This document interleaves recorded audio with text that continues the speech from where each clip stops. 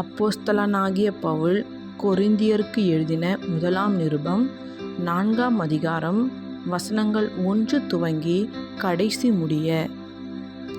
இப்படியாக எந்த மனுஷனும் எங்களை கிறிஸ்துவின் ஊழியக்காரர் என்றும் தேவனுடைய இரகசியங்களின் உக்கிரானக்காரன் என்றும் எண்ணிக்கொள்ள கடவன். மேலும் உக்கிரானக்காரன் உண்மை உள்ளவன் என்று காணப்படுவது அவனுக்கு அவசியமாம்.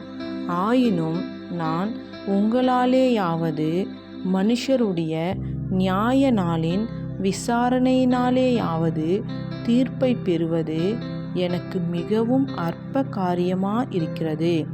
நானும் என்னை குறித்து தீர்ப்பு சொல்லுகிறதில்லை. என்னிடத்தில் நான் யாதொரு குற்றத்தையும் அறியேன். ஆகிலும் அதனாலே நான் நீதிமான் ஆகிறதில்லை. என்னை நியாயம் விசாரிக்கிறவர் கர்த்தரே. ஆனதால் கர்த்தர் வருமளவும் நீங்கள் காலத்துக்கு முன்னே யாதொன்றை குறித்தும் தீர்ப்பு சொல்லாதிருங்கள். இருளில் மறைந்திருக்கிறவைகளை அவர் வெளிரங்கமாக்கி இருதயங்களின் யோசனைகளையும் வெளிப்படுத்துவார். அப்பொழுது அவனவனுக்குரிய புகழ்ச்சி தேவனால் உண்டாகும். சகோதரரே, எழுதப்பட்டதற்கு மிஞ்சி என்ன வேண்டாம் என்று நீங்கள் எங்களாலே கற்றுக்கொள்ளவும், ஒருவன் நிமித்தம் மற்றொருவனுக்கு விரோதமாய் இருமாப்படையாதிருக்கவும் நான் உங்கள் நிமித்தம் என்னையும் அப்பொல்லாவையும் திருஷ்டாந்தமாக வைத்து இவைகளை எழுதினேன். அன்றியும் உன்னை விசேஷித்தவன் ஆக்கும்படி செய்கிறவர் யார்? உனக்கு உண்டாயிருக்கிறவைகளில் நீ பெற்று கொள்ளாதது யாது? நீ பெற்று கொண்டவனானால் பெற்று கொள்ளாதவன் போல் ஏன் மேன்மை பாராட்டுகிறாய்? இப்பொழுது திருப்தியடைந்திருக்கிறீர்களே, இப்பொழுது ஐஸ்வர்யவான்களாயிருக்கிறீர்களே, எங்களை அல்லாமல் ஆளுகிறீர்களே. நீங்கள் ஆளுகிறவர்களானால் நலமாயிருக்கும். அப்பொழுது உங்களுடனே கூட நாங்களும் ஆளுவோமே. எங்களுக்கு தோன்றுகிறபடி தேவன் அப்போஸ்தலர்களாகிய எங்களை மரணத்துக்கு குறிக்கப்பட்டவர்கள் போல கடைசியானவர்களாய் காணப்பட பண்ணினார். நாங்கள் உலகத்துக்கும் தூதருக்கும் மனுஷருக்கும் வேடிக்கையானோம். நாங்கள் கிறிஸ்துவின் நிமித்தம் பைத்தியக்காரர், நீங்கள் கிறிஸ்துவில் புத்திசாலிகள். நாங்கள் பலவீனர், நீங்கள் பலவான்கள். நீங்கள் கனவான்கள், நாங்கள் கனவீனர். இந்நேரம் வரைக்கும் பசி உள்ளவர்களும் தாகமுள்ளவர்களும் நிர்வாணிகளும் குட்டுண்டவர்களும் தங்க இடமில்லாதவர்களுமாயிருக்கிறோம். எங்கள் கைகளினாலே வேலை செய்து பாடுபடுகிறோம். வையப்பட்டு ஆசீர்வதிக்கிறோம். துன்பப்பட்டு சகிக்கிறோம். தூஷிக்கப்பட்டு வேண்டிக் கொள்ளுகிறோம். இந்நாள் வரைக்கும் உலகத்தின் குப்பையைப் போலவும் எல்லாரும் துடைத்து போடுகிற அழுக்கை போலவுமானோம். உங்களை வெட்கப்படுத்தும்படிக்கு நான் இவைகளை எழுதவில்லை. நீங்கள் எனக்கு பிரியமான பிள்ளைகள் என்று உங்களுக்கு புத்தி சொல்லுகிறேன். கிறிஸ்துவுக்குள் 10,000 உபாத்தியாயர்கள் உங்களுக்கு இருந்தாலும் தகப்பன்மார் அநேகர் உங்களுக்கு இல்லையே. கிறிஸ்து இயேசுவுக்குள் சுவிசேஷத்தினால் நான் உங்களை பெற்றேன். ஆகையால் என்னை பின்பற்றுகிறவர்களாகுங்கள் என்று உங்களுக்கு புத்தி சொல்லுகிறேன். இதன் நிமித்தமாக எனக்கு பிரியமும் கர்த்தருக்குள் உண்மையுமுள்ள என் குமாரனாகிய தீமோத்தேயுவை உங்களிடத்தில் அனுப்பினேன். நான் எங்கும் எந்த சபையிலும் போதித்து வருகிற பிரகாரம் கிறிஸ்துவுக்குள்ளான என் நடக்கைகளை அவன் உங்களுக்கு ஞாபகப்படுத்துவான். நான் உங்களிடத்திற்கு வருகிறதில்லை என்கிறதற்காக சிலர் இருமாப்படைந்திருக்கிறார்கள். ஆகிலும் கர்த்தருக்கு சித்தமானால் நான் சீக்கிரமாய் உங்களிடத்திற்கு வந்து இருமாப்படைந்திருக்கிறவர்களுடைய பேச்சை அல்ல, அவர்களுடைய பலத்தையே அறிந்து கொள்ளுவேன். தேவனுடைய ராஜ்யம் பேச்சிலே அல்ல, பெலத்திலே உண்டாயிருக்கிறது. உங்களுக்கு என்ன வேண்டும்?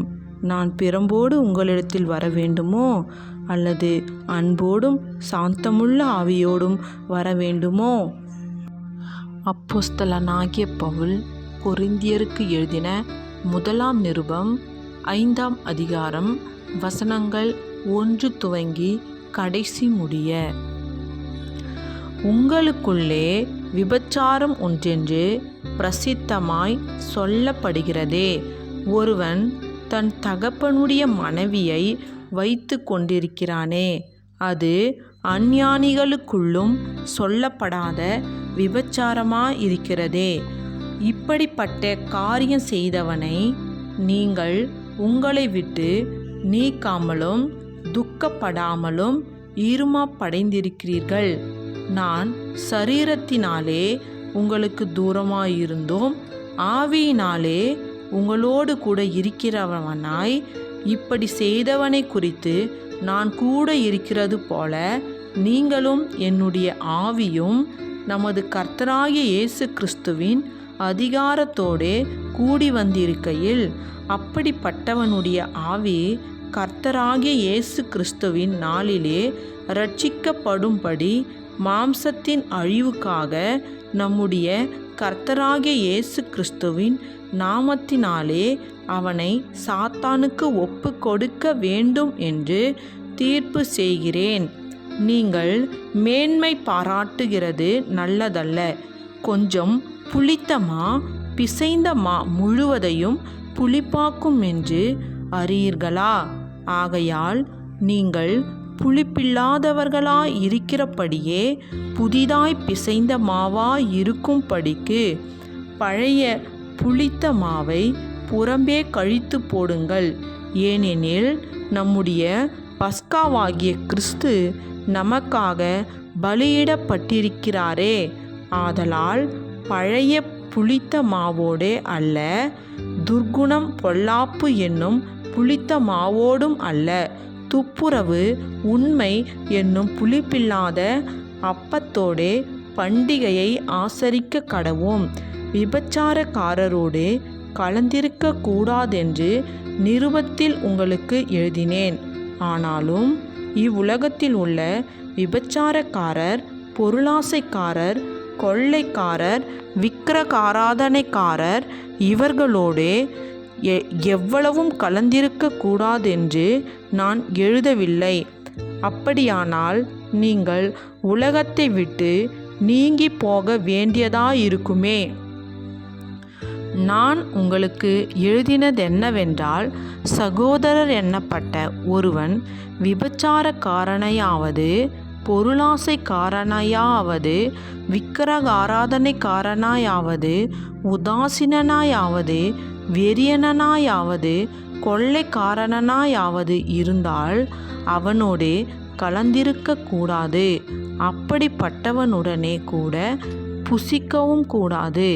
புறம்பே இருக்கிறவைகளை குறித்து தீர்ப்பு செய்கிறது என் காரியமா?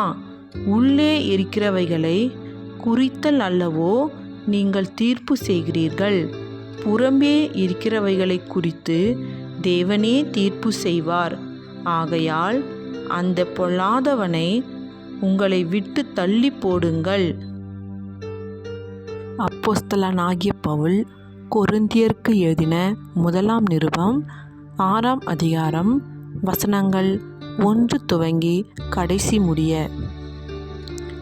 உங்களில் ஒருவனுக்கு வேறொருவனோடு வழக்குண்டானால் வழக்காடும்படி அவன் பரிசுத்தவான்களிடத்தில் போகாமல் அநீதிக்காரரிடத்தில் போக துணிகிறதென்ன?